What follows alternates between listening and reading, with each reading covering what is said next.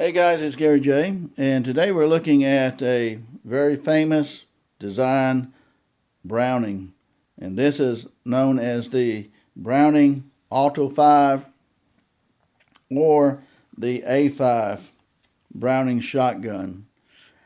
And in the forearm part, you have a tubular magazine that will hold 4 shotgun shells and 1 in the chamber, which makes it 5. That's why it's called 5-shot. Generally, anybody that looks at this profile of the Browning, you'll see that it's got a square receiver on the end, and that's usually the hallmark of the Browning A5. This is one of the most incredible shotguns ever made. Now, in the world of automatic shotguns, you go back to the very first automatic shotgun that was functional. This is it, the Browning A5. It is the first automatic shotgun ever made that was functional. So that's the beauty of the Browning A5, and it's made by the genius John Browning. John Browning has an incredible pedigree and history of making pistols, rifles, shotguns. He is the Michelangelo of guns. And you can look at his guns 50, 100 years later, and there's very little improvement on his guns because they were so well made even in the very beginning. So the man was just a great genius, and we'll look at some of the features of the Browning A5. Now, this particular A5 Browning is a Sweet 16 gauge Browning A5. Sweet 16 gauge Browning A5. Now, Browning made their shotguns in a 12, 16, and 20 gauge. When you look kind of like at the history of this particular gun and its development, and that's one of the great things I like about guns, is understanding their history and their design and development. The Browning A5, this kind of design and model, was put out first in 1902, and went to about 1998. So they were put out for a long time. And Mr. Browning had started work on this particular gun around 1898. It's a trial and error when you're, a designer, an engineer, and so forth. But in 1902, this was put out. And it would be sold to various people. It would be sold to the military as well, and law enforcement, anyone who needed something of this nature.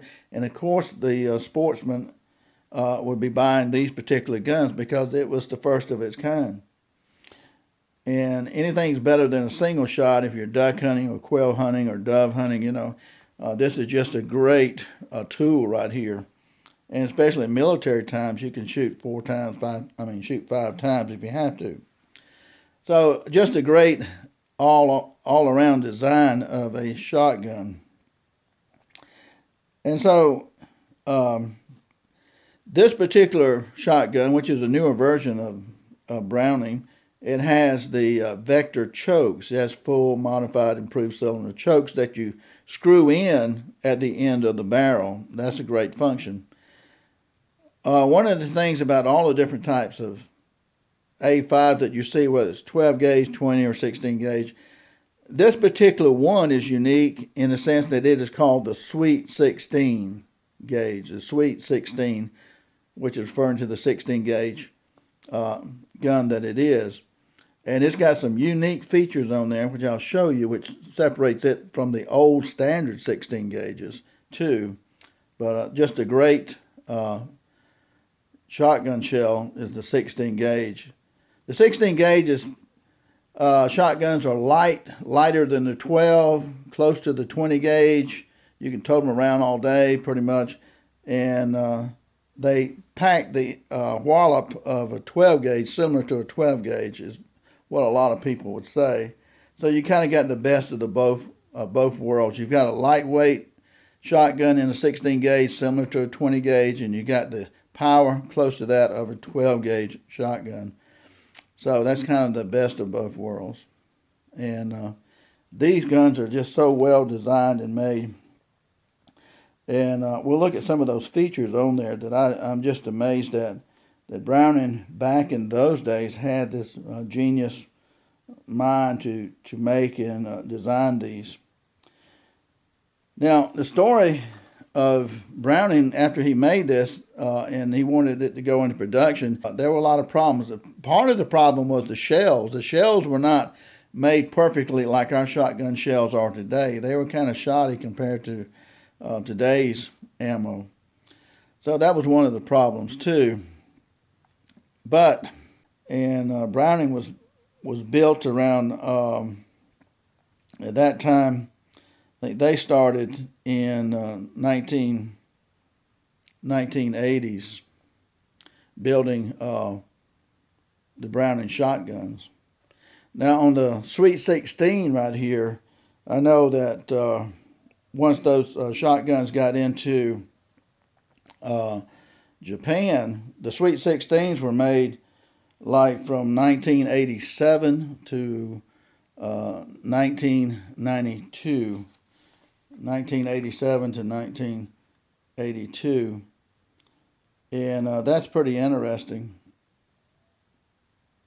When these Sweet 16 shotguns were made in Japan under Miroku, they were made from 1987 to 1992. 1987 to 1992. For 5 years, the Sweet 16 was made there.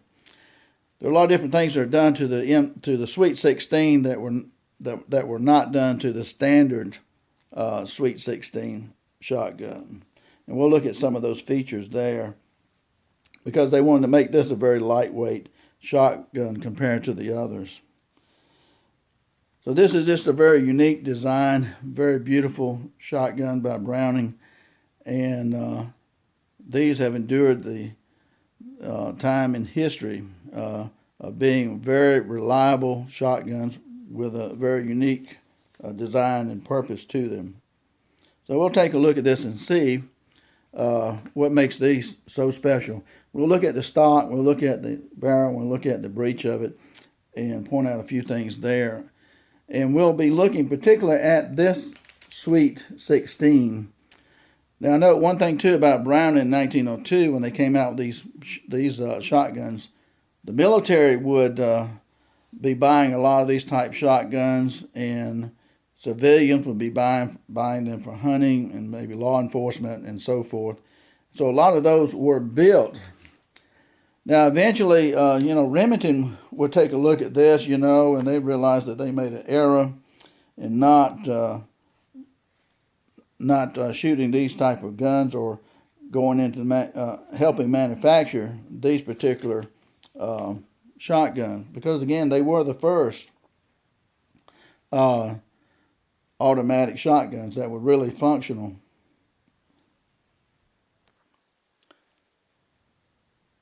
John Browning would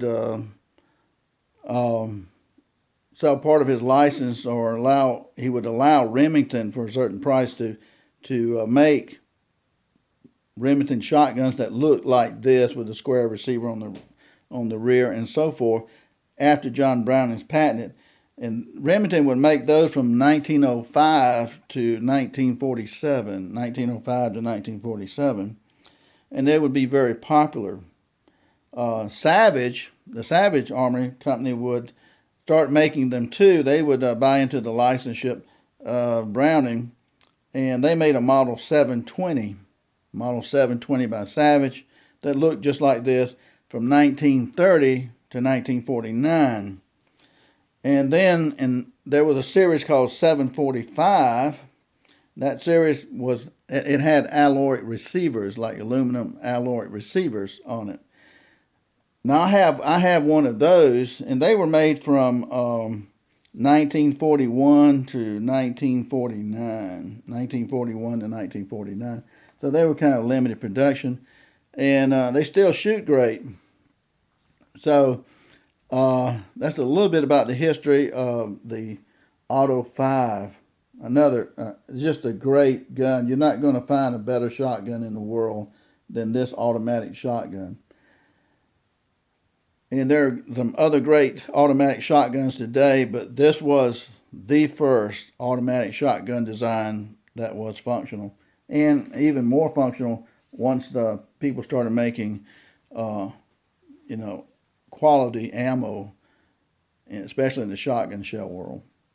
Okay, well, let's take a look at this one, guys.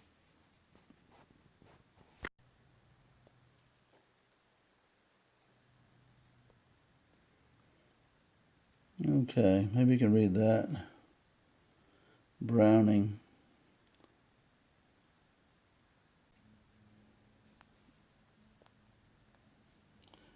You got Browning Arms Company, Morgan, Utah, and Montreal, PQ, made in Japan.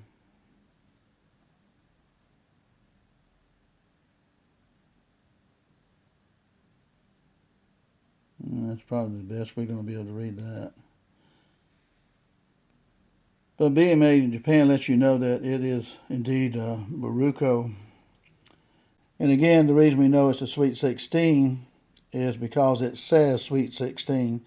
The other earlier models did not have Sweet 16 on them like that. Okay, and we'll look at the other side.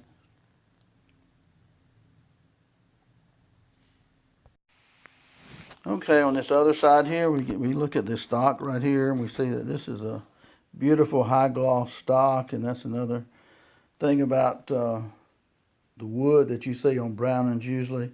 Great checkering work on it, and the tang right here is very nice, nicely done. A little scroll work there on the tang. And the scroll work right here, it's like the other side. It's very pretty. Just beautifully done. Nice looking bolt on this too right here. See that? And we've got our button right here. Show you what that does. And beautiful scroll work right here. And notice in the middle of this scroll work right here, you have those same type of screws that you had on the other side, where one cuts into another or is made to secure the other. On this one here, you got two dowel pins. Like here, you can knock those out, looks like. And but that's just a very pretty breech there. And let's see what we can see on this right here. It's hard to keep these into focus. And this says, getting the light, Invector Special Steel 16 gauge shells, 2 3/4 - 26 inch. That would be the barrel. Browning patents, Browning Auto 5. So there you see Auto 5. Browning Auto 5. Invector Special Steel 16 gauge shells, 2 3/4 inch - 26 inch barrel. And a Browning patent. You see how this ventilated rib rises up here with like a ramp and comes across. And again, this kind of matrix right here keeps sunlight from glaring off the barrel in a nice pin right here. Beautifully done. Notice how that pin is set. It's almost like a diamond holding it. Like a diamond prongs, you know.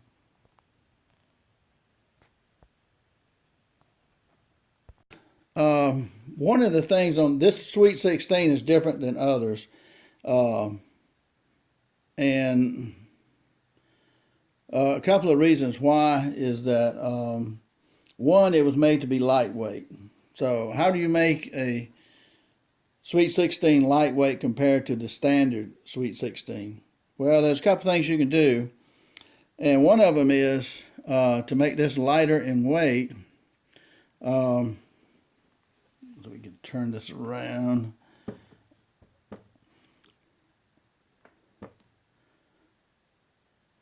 right here, I don't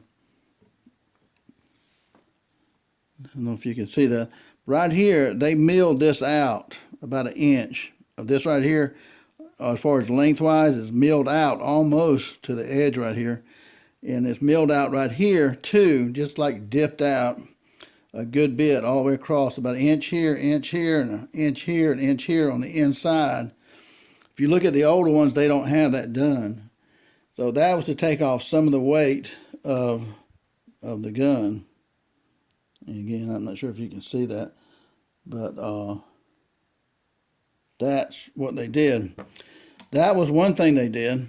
Another thing they did was on the stock right here, they inletted inside the stock. They cut out a section on the inside, maybe so wide, not enough to come through the stock itself, but they cut out a section. They took off some of the weight on the inside, so they just basically bored it out here, here, here, and here, and here, and that made it lighter. Okay. So that was two things they did in order to make this gun lighter. This shotgun weighs 7 pounds. The standard weighs 7 pounds, 8 ounces. So it's a little bit heavier. Okay, this is called the automatic reload or quick reload. And this is a great invention right here, especially on the Sweet 16. We noticed that with a lot of shotguns that if you're going to reload a shotgun, this piece right here will not move. It usually won't move until you press this button up here. When you press this button up here, then this will move. But with a quick reload, you take your shell. Let me grab this one here. You take your shell and you put it in here, nothing happens. Now, when I take the shell and I push it all the way in until it stops, then this bolt will automatically go forward and throw the shell into the chamber. I don't have to do anything to that. It automatically does that. Okay, now I'm going to push with my thumb, and I can tell you right now that I have a 1/4 inch to go before it catches. All right, now watch the bolt come together. 1, 2, 3. So I didn't have to do anything. And when I pull this back, your shell pops out. So just by doing that, and we'll do that again because it's kind of interesting to see. Again, this right here will pull open, nothing happens. So I put a shell in here. And when I push it all the way in, and I got a 1/4 inch to go before it catches, and we'll watch the bolt close again. So that's neat. All right, so that's the automatic reload. I mean the quick reload. Quick reload. All right. And we eject our shell out of here. Now, if you want the bolt to go forward with nothing in it, then you press this button here. But one thing on automatic shotguns, don't press this button without anything in it, because you can eventually damage part of the barrel, receiver, and all that stuff. So always grab it by the bolt right here and push the button, and you can kind of slow it down. This is kind of an odd position. So press the button. You can pull it back a little bit and let it go so it slams. But don't let it just go forward without having a cartridge in there or something. Okay, or a dummy cartridge. All right. So always check it. Make sure that there's nothing in there. I can see down the barrel. And another great function here. Okay, guys, this is another function of the A15 or Auto 5 Browning that's really interesting. And here we have this lever right here, okay? Now, normally, if you're going to load this gun, this lever needs to be in this position right here, okay? And let's say we use our speed loader. We're going to be pretending to be using buckshot. Let's say we're deer hunting, okay? So we'll use this speed loader function right here. Allows us to take our buckshot, put in here, and notice when we go all the way in here with the buckshot, this will automatically close and load it up here in the barrel. See, that buckshot I put in here is now in the barrel. So let's put another buckshot in there. And another one. Now in Georgia, you can only have 3 shells in automatic. It's got a wooden plug up here that doesn't allow you to put more than 2 shells in the tubular magazine. So now we've got buckshot in here. We're deer hunting. We've been deer hunting for a while. We haven't seen anything. And then we're walking around. And then we see a squirrel. We see a rabbit. We see a bird of some type, dove or quail or something that we want to shoot with number 8 shot. Okay. So we got buckshot in here, but we also have a few rounds of 8 shot in our pocket. So how do you get the buckshot out of here, out of the barrel, without feeding the buckshot that's in here back into the barrel? Most of all shotguns, anytime you pull this back to eject the shell here, will automatically feed whatever's in here.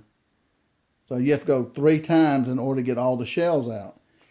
This is where this great lever comes into place right here. Now, if we just want to get the buckshot out of the chamber, and we pull this lever right here, we pull it all the way toward the trigger, and it pulled toward the trigger right here.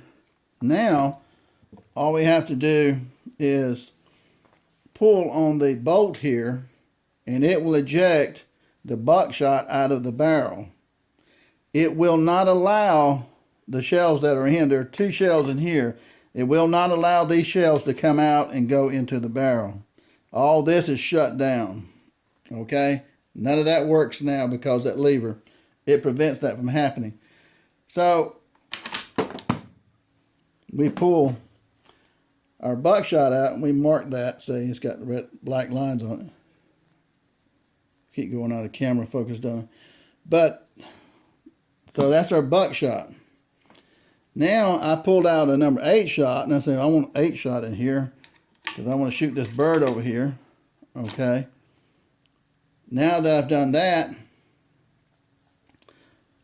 all I have to do is push the button here, and that throws my number 8 shot in here. Okay. So now I've got number 8 shot in there. So I can now shoot the dove or squirrel, rabbit, whatever I'm after, all right? But as long as this lever is on this side right here, as long as it's toward the trigger, none of these shells down here, none of these shells are going to feed up into here. They're frozen right here. So I shoot, and when I shoot, my bolt comes back and it locks. And let's say I need another shot. Well, I grab another 8 shot and I throw in here, hit my button, and I'm ready to shoot again. And see, I still have my buckshot down here. All right. The buckshot is still here. So I shoot, my lever comes open like that. And now I want my buckshot. Well, in order to get your buckshot, you got to flip this over. Make sure you're always pointing your gun at an angle to the ground, okay, when you do this stuff. So I'm going to push that lever back over. Now watch what happens when I push the lever back over. This is going to close and it's going to throw a buckshot in the chamber.